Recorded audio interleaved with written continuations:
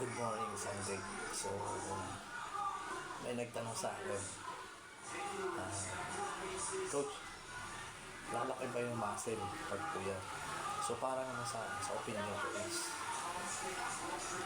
so pag kulang ka sa tulog, halimbawa, ang tulog mo lang is 4 hours.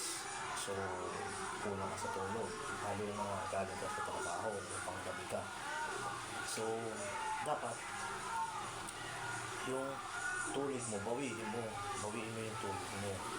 So, tumulog ka ng 7 hours. Tapos, kumain ka ng mga high quality food. So, mas damihan mo yung source of protein. Lalo na galing sa trabaho, puyat ka.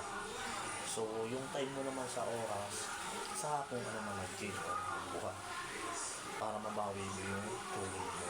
So, tumulog ka ng 7 to 8 hours. So, kumbaga, itatime management mo yung oras. So, example, galing akong work. So, ang trabaho ko is 6 p.m. So, ang labas ko is umaga na. So, yung time ng oras na yun is, siyempre, kailangan mo kumain muna ng breakfast, then almusal. Yan. So, tanghalian, tapos tumulog ka ulit.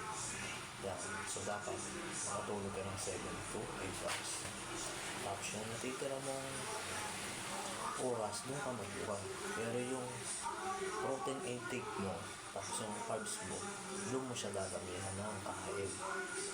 So, halimbawa, 131 grams ng protein intake ko. So, yung 131 grams ng protein intake ko, tapos sa carbohydrates ko din. So, mas silibitan ko pa yun. Yung 131 grams ng protein. So, mas dadamihan ko pa siya. Para kung mapuyat man ako, may protein ako naka-reserva sa akin katawan. So, mas dadamihan ko yung dadamihan ko yung protein. Para pag napuyat ako, at least may protein na naka-reserva sa akin katawan. So, ang puyat kasi is madali siyang makapaya. Yan. So, alam naman natin na sa sarili natin pag nagiging tayo is kailangan natin ng mga source of protein, carbs, then gulaw. Yan ang mga hapagpin ng ating mga cell. Yan. So, kung kulang ka sa tulog, ang tip ko lang naman is bawiin mo yung tulog mo na 7 to 8 hours. Tapos pag may time ka, doon ka magbuka. Tapos, yung protein intake mo, priority mo.